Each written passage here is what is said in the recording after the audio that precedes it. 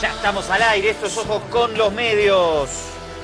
Somos Mariano Vázquez, Andrés Alari, Lord Anthony, o Juan Antonio Ortiz Cervantes, como más le convenga. Escritor del Quijote. Tiene nombre de escritor del siglo de oro español. Ortiz Cervantes. Juan Antonio Ortiz Cervantes, tremendo. Ortiz Sí, Cervantes. ¿eh? Y Montes de Oca. Montes de Oca. ¿En serio? No, solo Cervantes. Pero antes era así, ¿no? Los apellidos. Hay todavía algunos. En Argentina es síntoma de... es oligárquico tener doble apellido. Ah, ¿Todavía o ya se pasó eso? Se pasó un poquito porque... Pero en una época sí era considerado de que uno tenía un apellido de alcurnia, de venir de una familia de dinero y de renombre, entonces era el doble apellido. Porque no tenía que ver el doble apellido con usar el hombre y la mujer, sino con... Pero ahora como que, aparte de la ley, ahora permite que se ponga solo el apellido de la madre, o primero de la madre y después del padre, eso ha cambiado bastante. Le cuento que yo tenía, o tengo, pero no lo uso, triple apellido, mucho dinero y además estoy ganando mucho dinero ahora. He comprado, he invertido en un helicóptero. Estén atentos porque en los próximos días voy a mostrar el helicóptero que me acabo de comprar. Estoy preparando un material, se lo compré a los Gringolandis. Ah, un helicóptero unipersonal. Unipersonal. Que no se confunda porque tienden a los errores los de fabricación norteamericana. Hablando de errores, ¿qué? Errores no. ¿Errores o no? Ahora vamos a hablar un poco de eso. Ataque de Estados Unidos, un ataque demencial el fin de semana. Aparte en el marco de una tregua.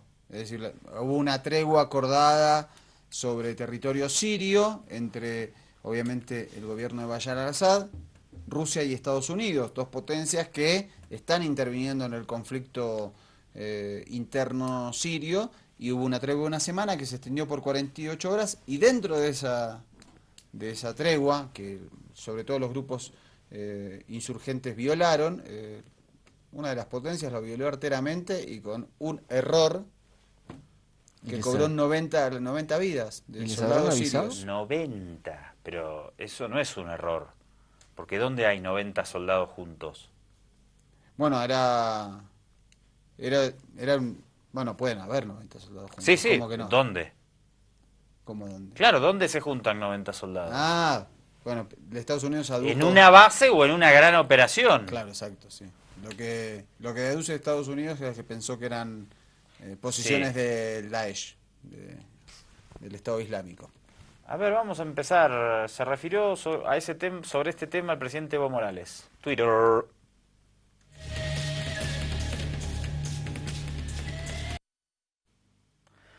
En medio del alto al fuego, el bombardeo de Estados Unidos contra el ejército sirio revela su doble moral en la lucha contra el terrorismo, dice el presidente del Estado plurinacional.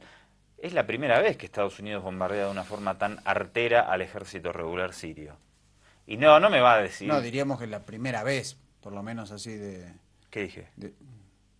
Eso dije. Ah, perdón. Creo, no sé. Perdón. A lo mejor dije otra cosa, uno va rápido. A veces ves las grabaciones y te das cuenta que decís otra cosa de la que... No, porque, digo, me parece que ha hecho otras operaciones, tal vez encubiertas o con... No, pero de claro. esta manera, claro, sí.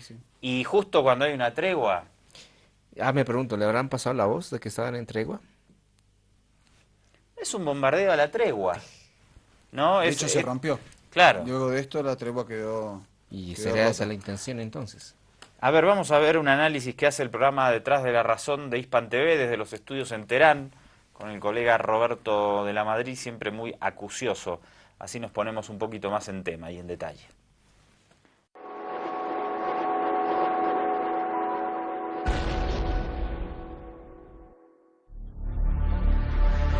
En un bombardeo como este, Estados Unidos y su coalición mataron a decenas de soldados del ejército de Siria.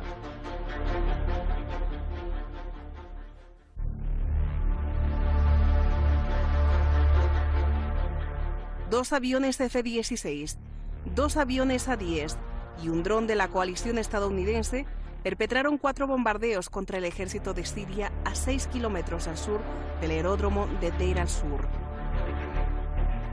En 50 minutos, los aviones de Estados Unidos mataron a unos 80 soldados sirios y dejaron a cientos de heridos. Destruyeron también su equipo militar y sus unidades de armamento. Los soldados de Siria lanzan un llamado de emergencia a Rusia para que detuviera el ataque de los Estados Unidos.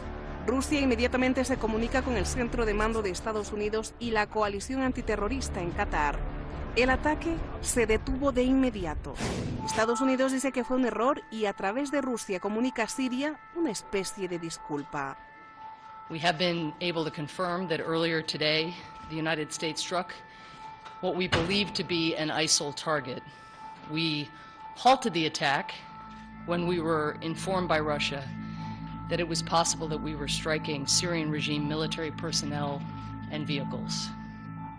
Pero Estados Unidos no acepta la responsabilidad total y le echa la culpa a Rusia. El Comando Central de los Estados Unidos publica que estaban seguros de atacar a los terroristas. Explica que la zona atacada ya había sido bombardeada en el pasado y que los militares de la coalición avisaron a Rusia de los ataques que harían. Justificación que ha sido rechazada por Rusia y por Siria. Having conducted this airstrike, the United States has violated two of its commitments. One is the commitment to cessation of hostilities, which the United States undertook together with us in February, and which we reconfirmed just a few days ago. And the other is the commitment the United States gave to the government of Syria when the United States started its air campaign 2 years ago. Este ataque debe ser tratado de manera inmediata en el Consejo de Seguridad de la ONU para poner fin a la hipocresía de Estados Unidos, porque Estados Unidos viola la soberanía de otros países con justificaciones basadas en mentiras. La portavoz de la Cancillería de Rusia fue más violenta y acusó a los Estados Unidos de apoyar descaradamente a los terroristas de Daesh. The Russian spokesperson, I believe, came out and thought somehow we were complicit in even trying to protect ISIL. Really? American citizens have been beheaded by this group. We are leading a 67-country coalition to destroy this group. ISIL has lost 40% of its territory.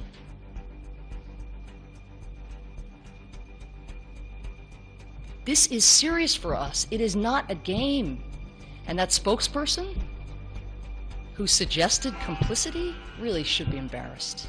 En respuesta, la rusa Zakharova volvió a arremeter contra la estadounidense Power y le dijo lo siguiente. Querida Samantha, para entender la palabra vergüenza, yo la reto a viajar a Siria y hablar usted misma con la población, donde por casi 6 años se lleva a cabo un sangriento experimento con la activa participación de Estados Unidos. Y así sabrá usted el significado de la palabra vergüenza.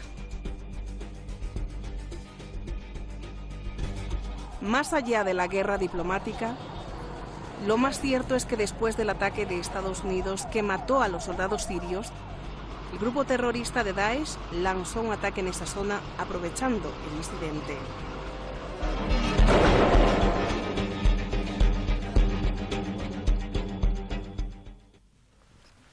Y si mañana en un error bombardean posiciones, no hay posiciones rusas, pero no sé, alguna base rusa. Es impresionante esto, ¿eh? Hay que recordarle a la vocera de Estados Unidos la foto de John McCain con el líder de ISIS, para ver si Estados Unidos directa o indirectamente apoya a ese grupo, o apoyó o financió a ese grupo terrorista ultraislámico. Otro error. Sí, se fue John McCain dijo en ese momento que él pensaba que era un líder de los grupos moderados, de la oposición pacífica, otras comillas, Siria. A mí me impresiona además el rostro de sorpresa e incredulidad de la vocera de Estados Unidos diciendo, ay, nosotros cómplices con ISIS. Como que nadie le cree. Mire, esto tuitaba el presidente, dice, es inadmisible que una de las potencias militares más grandes se equivoque y lamente lo sucedido, condenable tratar de engañar al mundo. Y es eso, están tratando de engañar al mundo. 90 es un ataque muy fuerte, no es que le lanzaron un misil a un camioncito, qué sé yo, a un jeep que llevaba 4 o 5... Y tuvo además, creo que el otro dato es que tuvo poca repercusión mediática. Es decir, ahí vemos también otro doble rasero, en el cual si el error hubiese provenido de otra nación, el tratamiento mediático hubiese sido diferente. Usted dice que si Venezuela lanzaba un ataque y mataba a 90 soldados colombianos, iba a haber otro tratamiento mediático. Yo le digo una cosa, si un ciudadano venezolano pasa por enfrente de la embajada de los Estados Unidos y pone una pintaca y diga Yankees go home, hubiese sido más condenable que esto. Ni le digo, no hace falta matar a nadie. La invasión a Panamá fue hecha bajo la justificación de que unos ciudadanos habían agredido a 2 militares. Así que imagínense. Por eso invadieron un país. Exactamente. Imagínense, acá están no se pierde la dimensión, además, que están bombardeando un estado independiente.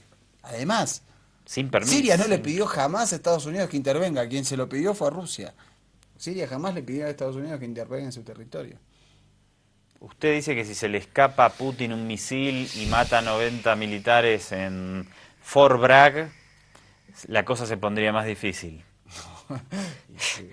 Qué bárbaro, es impresionante. No, sí. En algunos lugares podemos lanzar misiles y matar a 90 soldados de otro país, pero si llega a ocurrir eso... Y decir que es un error y hacerse luego a los locos. Y ni siquiera pidió disculpas, porque decía el informe como que hizo una semidisculpa, ¿no? Un esbozo de disculpa. Sí, fue un esbozo, no fue una disculpa. Dijo que pensaron que era... Qué bárbaro, bueno. Este es el mundo que tenemos gracias a estas potencias dominantes, ¿no? Esto es irrefutable, ¿no? Bueno, nos van a decir después que somos antigringolandis. Y de paso, en Afganistán, otro errorcito, otro daño colateral. Al menos 8 policías murieron durante un ataque aéreo estadounidense que tenía como blanco un grupo de insurgentes al sur de Afganistán. El error que se produjo el domingo es al parecer el primero de este tipo cometido por fuerzas de Estados Unidos desplegadas bajo el mando de la OTAN. Estaba en el mismo puesto de control cuando un avión de combate nos atacó y nuevamente, por segunda vez, un helicóptero atacó el puesto de control. La OTAN confirmó a France Press que el domingo hubo 2 ataques aéreos en apoyo a las fuerzas afganas amenazadas por insurgentes. No se puede mandar médicos como hace Cuba, en vez de misiles, de drones con artillados. Es un delirio esto. Bueno, ya hace unos meses Estados Unidos también bombardeó por error un hospital de Médicos Sin Fronteras. Y hubo un enojo enorme de Médicos Sin Fronteras que no aceptó las excusas de Estados Unidos. Dijo que ellos sabían muy bien la posición. Sin pensar mal, creo que sus drones están mal. No, pero hay que evaluar también, porque... digamos, Israel también en los ataques que cada 2-3 años se realizan contra la Franja de Gaza, siempre hay blancos en hospitales, en centros de salud, y en general Naciones Unidas o Médicos Sin Fronteras o la organización humanitaria que esté, saben bien dónde están ubicados los hospitales. Entonces, me parece que con las tecnologías que tienen esas potencias, esos errores resultan raros. A ver qué dice el líder espiritual de Irán, Ali Khamenei. Hispan TV, dale. El líder iraní, en un encuentro mantenido con los dirigentes del Cuerpo de Guardianes de la Revolución Islámica de Irán, subrayó que la desconfianza iraní hacia Estados Unidos es producto de la reflexión y de la experiencia. En este sentido, denunció que los poderes arrogantes pretenden hacer creer que la independencia es igual que el aislamiento.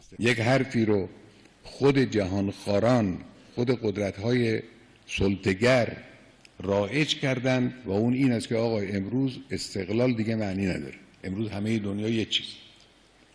یه قدرت‌های بزرگتری هستن، قدرت‌های مرکزی هستن، نظم‌هایی رو تبیین میکنن و خطکشی میکنن. کشورها و ملت‌ها و دولت‌ها بایستی از اونها تبعیت کنن. این حرفی است که امروز آمریکایی‌ها و مجموعه نظام سلطه این حرف رو تکرار میکنه. El ayatolá Sayyid Ali Khamenei advirtió que si hoy el pueblo iraní permite otras negociaciones con los estadounidenses, favorecerá su intervención oculta o evidente y así la gente no conseguirá progresar. Reiteró que los estadounidenses insisten en que Teherán negocie con Washington sobre los asuntos de Asia Occidental, en especial sobre Siria, Irak, el Líbano y Yemen. Alertó que su objetivo es impedir la presencia iraní en la región para evitar el fracaso de sus propias políticas. En otra parte de su discurso, rechazó las alegaciones que equiparan el idealismo a la irracionalidad. آرمانگرایی عیناً واقع‌گرایی است، عیناً عقلانیت است. اگر یک ملتی دچار بی‌آرمانی شد، از درون پوک و تهی میشه، همچنانی که جوامع غربی امروز شدن. دنبال ایدئولوژی به قول خودشون میگردن، دنبال محتوا میگردن. También consideró que la seguridad es un asunto de suma importancia para el país. Urgió el fortalecimiento del poder de las Fuerzas Armadas ante las amenazas militares. Aseguró que el único elemento para eliminar tales amenazas es la independencia, tanto defensiva como militar. Ali Gudarzi, con información de Mona Ehsanian, Hispan TV Noticias. Menudo equilibrio el que tenemos, el que creamos en nuestro mundo. Esta cosa de tanto belicismo que tiene el ser humano, ¿no? Porque antes no vamos a echarle la culpa de todo al imperialismo estadounidense. Antes todos los imperialismos tuvieron afanes belicistas e intervencionistas en distintas partes del mundo. Pero bueno, el que tenemos ahora es el estadounidense. Sí. Bueno, y las religiones también operaron en esas cruzadas para someter a quienes no pensaban lo mismo, luego los colonialismos. Bueno, estuvo nuestro compañero Dr. Vázquez invitado por Russia Today para hablar del papel de la USAID, nuestros queridos amigos de la... ¿Usted no recibe dinero de la USAID? De RT. No, nada, ni un pesito recibo. Si nos ofrecen podemos pensarlo, pero no nos ofrecen nada. Creo que no sé por qué será.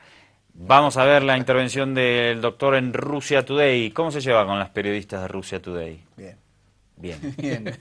Me parece que es una cadena muy interesante, aparte por el rol de la mujer. Muy importante en estos tiempos que haya equilibrio de géneros. No hay equilibrio en Russia Today. Puras mujeres son, es un matriarcado. Y está muy bien, un poquito. Pero no es equilibrio. Escúcheme, y habla ruso. Para mí es equilibrio eso. Bien, vamos a ver el... No hablo ruso. Spasiba, doctor. Vamos a ver al doctor Vázquez en Russia Today. Mariano Vázquez, él opina que USAID emplea varias tácticas para influir en la política interna de los países buscando destabilizarlos.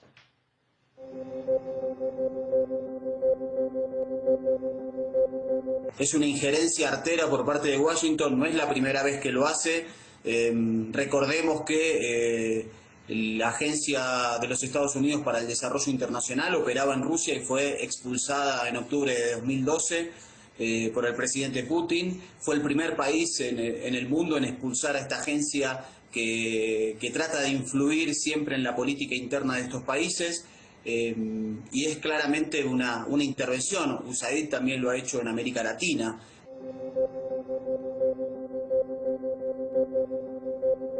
Se buscan organizaciones no gubernamentales con una fachada en el cual se habla de la defensa de los derechos humanos y la democracia, y en realidad esos fondos se terminan desviando hacia la oposición interna y al financiamiento de nuevos líderes opositores, y también en la búsqueda de generar etapas o formas de inestabilidad en estos países.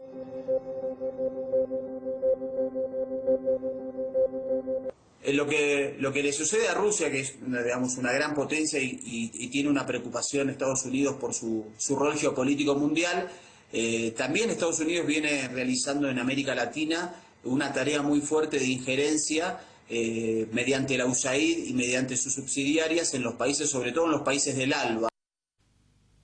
No le van a ofrecer trabajo en la USAID. Y a nosotros ni Ni un dolarcito nos van a pasar. El otro día estaba viendo a Sergio Moro, el famoso juez del Lavallato, que fue formado, le dieron cursos en Estados Unidos, lo invitaron a uno de esos think tanks, organismos ultraconservadores ligados a los servicios de inteligencia, que haga una conferencia en inglés. Si va por este camino, doctor, no lo van a invitar ahí ni nada de eso. No, prefiero por este lado. Aparte, me fascina la literatura rusa, así que bien, prefiero por ese lado. Pues la norteamericana también, no voy a mentir. Bueno, muy bien. Ahí estaba... ¿Qué hora estamos? Ya tenemos que ir al corte, ¿vamos?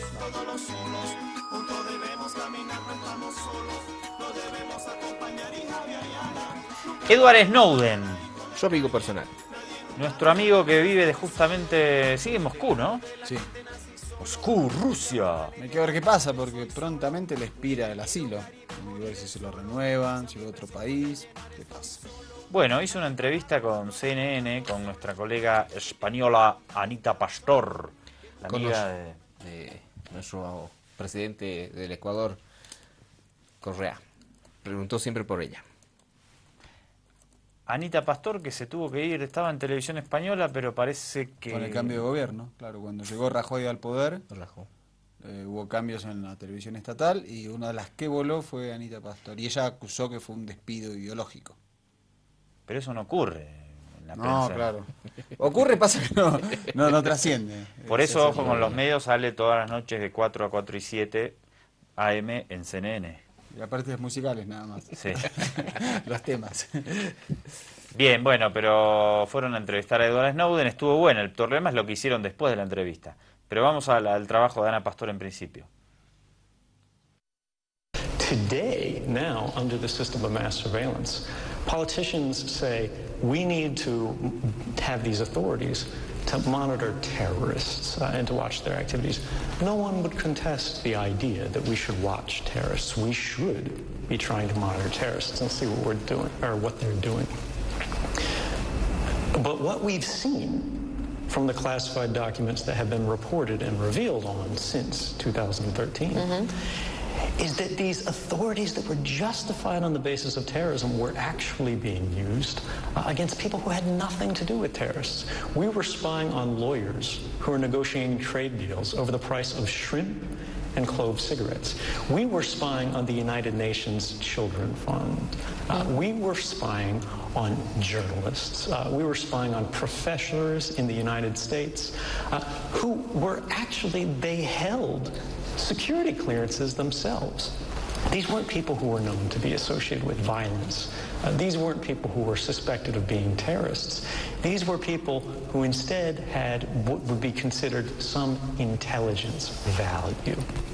And this is critical because these programs were never about terrorism. That was the justification. They're about diplomatic manipulation, economic espionage, and social control. They're about power. And there's no question that mass surveillance increases the powers of government, right? Imagine if you could go into a website and pull up anyone's email.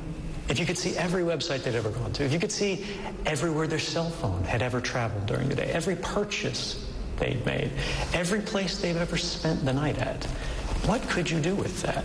It's tremendously powerful. Quiero pararme en algo que has mencionado desde tu propio ordenador, en tu trabajo como espía, cuando estabas todavía en el otro lado, te conectabas y no solo estabas viendo y monitoreando lo que hacían ciudadanos americanos, norteamericanos en este caso, sino que a cualquier ordenador, al mío, pero sobre todo al de la gente que nos esté viendo, cualquier teléfono, tú podías estar viendo lo que esa persona hacía.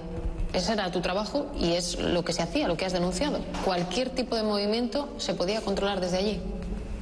Yeah, this particular tool has been reported on, but I think not in so much detail in Spain, called X-Keyscore.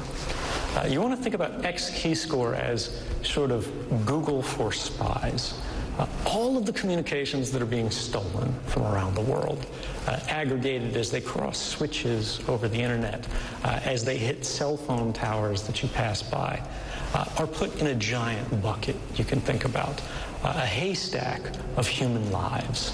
These are perfect records of private lives that can be derived not from asking a person what they did, but simply observing the travels and interactions of their devices and their communications. Now, X-Keyscore is what allows you to search through all of this around the world. Estaba pensando qué estúpidos somos, ¿no? Porque es que el poder hace cosas de que nosotros no tenemos ni idea. Es por lo general, ¿no? Perdemos la percepción de a lo que nos somete estos poderes. Creo que lo más delicado que revela Edward Snowden es que el espionaje es una fachada con la excusa del combate contra el terrorismo para espiar a todo el mundo y ejercer un control social. A mí siempre me pareció que, hay 7.000 millones de habitantes en el planeta, supongamos que aproximadamente 5.000 tienen acceso cotidiano a diversas redes. Me pregunto cómo se hace para almacenar esa cantidad de información. Creo que si eso es factible estamos en problemas. No, definitivamente. Y algo que llama la atención, como lo decía, es que a veces no es que no percibamos, quizás se nos ocupa en otras cosas, se nos distrae la atención de distinta manera. Me parecía ser como que hay diferentes niveles de conciencia, ¿no? Entonces la mayoría de la gente vivimos, nos levantamos, trabajamos todo el día, pero la gente que maneja los resortes del poder, como que ellos deciden tus intereses, deciden qué vas a consumir, deciden por qué te vas a indignar, deciden tus consumos culturales. O sea, es muy potente eso. En el tema de las redes... Y no nos damos cuenta. Estamos como en una inercia. Es muy difícil tomar conciencia porque nadie te ayuda a tomar conciencia. Si no tenés a unos tipos como estos que se dan la vuelta y te cuentan un poco cómo funciona la cosa, no te das cuenta. No, sí, definitivamente. Y dentro de esta entrevista, Snowden habla de que también espiaban hasta los aliados de Estados Unidos. But the idea here is, if we've had 3 years of reporting that say, for example, the NSA is collecting the communications of Angela Merkel, of Berlusconi, of Sarkozy and Hollande, and these are our allies who we trust the most, who are the richest, sort of most powerful countries out there. Is it really so hard to believe that they would be monitoring ordinary people who have no special political influence to deter aggressive actions against them? Do you think the NSA would have more respect for your rights than they would for someone who could actually protest against them in a meaningful way? Tú desvelaste esto hace más de 2 años, sigue ocurriendo. A día de hoy seguimos igual de espiados. Yeah, it is still happening. In fact, it's more aggressive now and more invasive today than it was before. In my country, in the United States, we passed some very limited reforms, which were still a huge step forward, because they were the first time in more than 40 years that the powers of state surveillance agencies were rolled back. They were limited instead of expanded. Now, what it did was it meant the government could not engage in these activities directly. Instead, they had to go to the companies who ran these services and request them to provide it. And this provided a measure of oversight. But in most other areas of the world, that hasn't changed at all.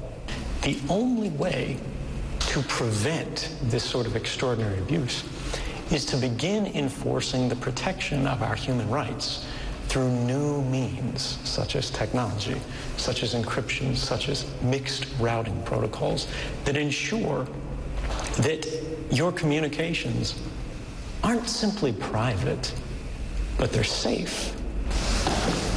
Again, I worked at the NSA, I worked at the CIA. These people weren't villains, at least at the working level. These are good people who do bad things for what they believe are good reasons. They go, we're going to save lives, we're going to protect our government, we're going to protect our nation. But it's important to understand that these small groups, particularly secret groups, that aren't open to outside reviews, that journalists can't find any information about, can very easily lose their way because it creates a kind of groupthink where they're never challenged. They don't have the outside perspective.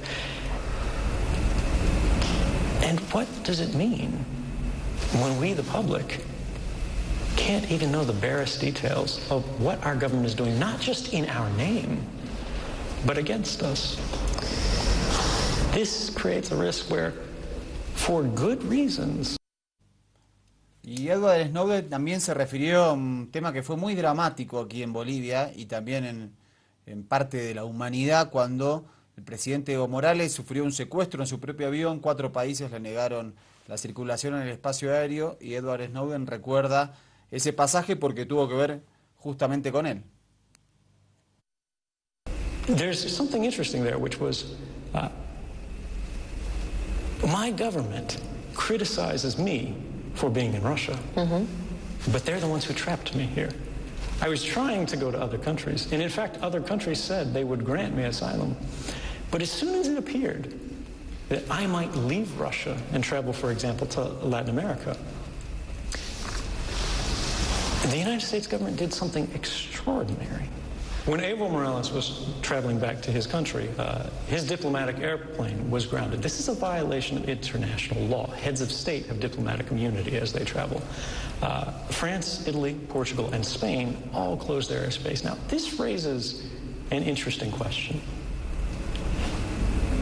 These countries would say, yes, we'll close our airspace, we'll ground the airplane of a president from Bolivia. But does anyone honestly believe that they would do that to a rich Western European country? Does anyone believe that they would close their airspace to the Prime Minister of the United Kingdom? Or Angela Merkel would have her plane... O de Rusia. Or the Russian president. Now, there is a basic question here of respect for the decisions of publics and their representatives. Now, I don't know very much about the country of Bolivia or the president of Bolivia, but he represents a great many people. And if we, sort of larger, powerful countries, are willing to disrespect these other countries just because they're smaller, if we are willing to violate sort of the international standards of behavior, to chase some political dissident, what does that say about what our values really are?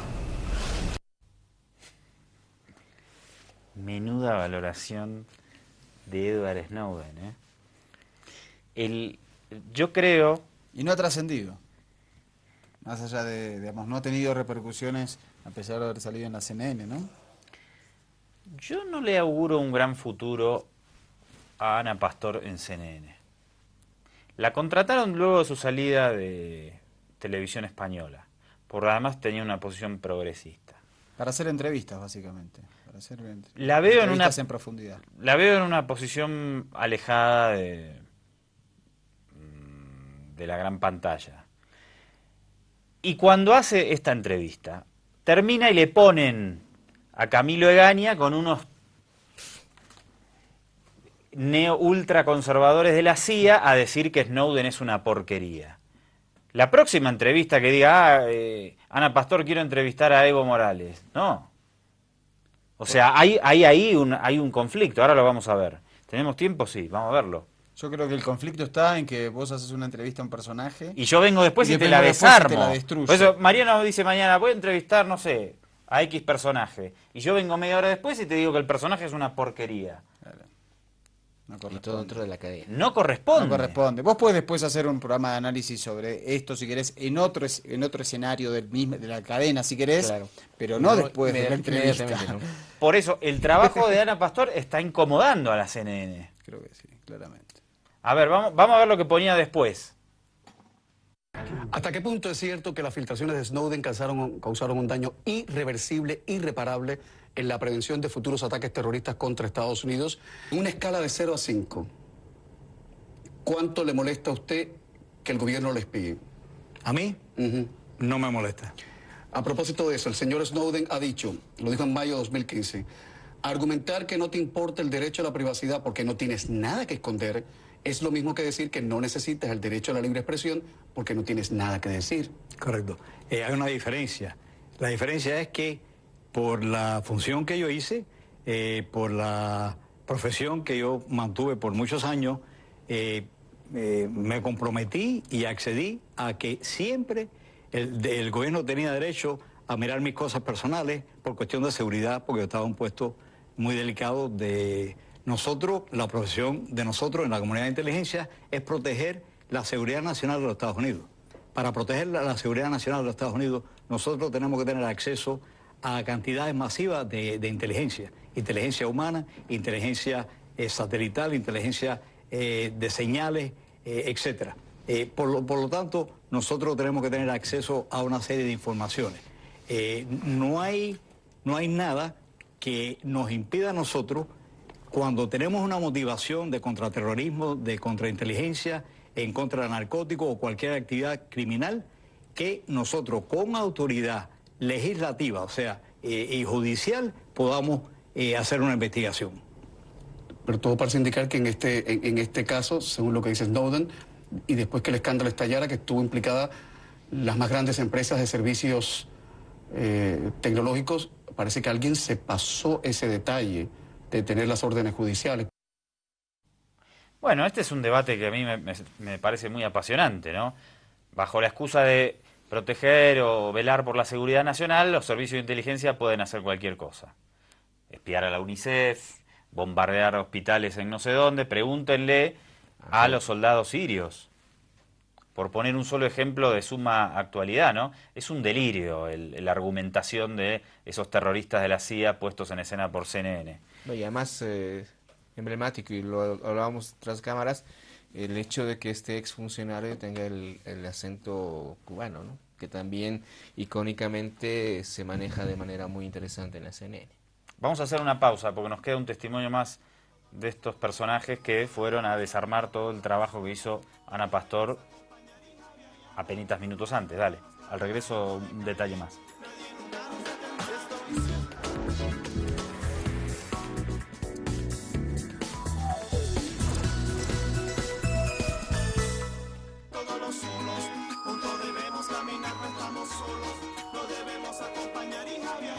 Bueno, el último testimonio de los terroristas de la CIA contra Snowden. Recuerde siempre que la CIA no es solo un organismo de inteligencia, es la organización terrorista más grande del mundo. Vamos a verlo, dale. ¿Lo tenemos? Sería el 7, por favor. La 7.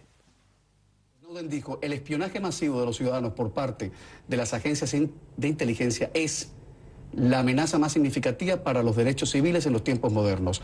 ¿Eso le parece cierto? ¿Le parece una gran frase? Yo creo que las frases de Snowden están sumamente bien articuladas, Camilo.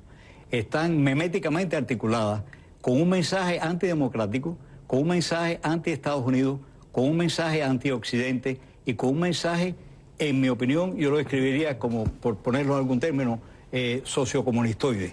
¿Entiendes? Muy bien entrenado, muy bien dirigido y muy bien manipulado. ¿Por qué? ¿Qué quiere decir manipulado? Manipulado quiere decir... ¿Quién manipula a Snowden? Alguien tiene que haber manipulado a Snowden para que saltase de la NSA, o sea, de la Agencia de Seguridad Nacional, a la Agencia Central de Inteligencia, al Departamento de Defensa, al mayor contratista del Departamento de Defensa de los Estados Unidos. Eso no es así, porque él tenía lo que nosotros llamamos un handler, alguien a un nivel muy alto. El handler es una persona que lo maneja, que lo dirige, porque el manejador estaría trabajando para una potencia extranjera. Bien, ahora la CIA nos dice y nos revela que Snowden es un agente de Vladimir Putin. Claro. Un handler. Es decir, que si vos haces lo correcto, te maneja alguien, ¿eh? No puedes decidir hacer lo correcto por votos propios porque rompiste el esquema de función. Él dice como que dentro de los organismos de inteligencia de Estados Unidos alguien lo iba jalando, ¿no? Lo iba haciendo subir de puestos. ¿no? Sí. Claro. Y que era un agente extranjero. evidentemente que es, según esta teoría, un agente de una potencia extranjera, está en Rusia, de Rusia, que ha sido infiltrado en los servicios de inteligencia, muy bien entrenado, típico de la Guerra Fría, ¿no? Bueno. Bien. No, y evidentemente no han investigado en todo caso quiénes fueron sus padrinos dentro de la agencia, que eso Claro, también deberían haberlo investigado. Deberían ¿no? ver cuál es el topo que tienen ahí en todo caso, como el que tenían acá en la embajada. Bien, de onda, se lo decimos a los amigos de la Avenida Arce. Nos vamos con una... Mirá esta portada, esto es terrible. Dos portadas, saquemos el cuadrito para que se pueda ver. Una es de Newsweek 2011, vinculada a tu izquierda, Muammar Gaddafi, que fue asesinado. Y miren lo que hizo Bella en su último número, de ahora, recién salidito del horno. Bella, nuestra amiga revista brasilera. En algún momento sus notas estelares eran sobre la República de la Cocaína, le hace Bolivia, y ahora hacen esta incitación al magnicidio. Prácticamente es un expresidente. Están deseando, están diciendo, recordemos que a Gaddafi lo lincharon, ¿no? Lo lincharon, y bueno, parece que están llamando, es terrible esto. Pero tenemos que defender la libertad de expresión. El otro día no tratamos el tema de la portada que había sacado nuestros amigos de, ya se me olvidó el nombre, de la revista francesa, Charlie Hebdo, sobre el terremoto de Italia. Podríamos ponerlo mañana, ¿no? Sí, fue muy fuerte y hubo mucho enojo en Amatrice, donde hubo centenares de muertos, y Charlie Hebdo puso una tapa en la cual se mofaba de esas víctimas. ¿Por qué tanta incitación al odio, che? Y este mundo está loco, definitivamente. Lord, doctor, nos vemos. La próxima le traigo las imágenes que usted... La próxima que usted venga, por favor, le traigo las imágenes de mi helicóptero. Ok. ¿Sí? Se lo tomo, lo anoto en la agenda. No le va a dar envidia, ¿no? No. Bien. Tenemos las imágenes. Un abrazo grande, hasta mañana 22:30 acá por el Ave Ayala.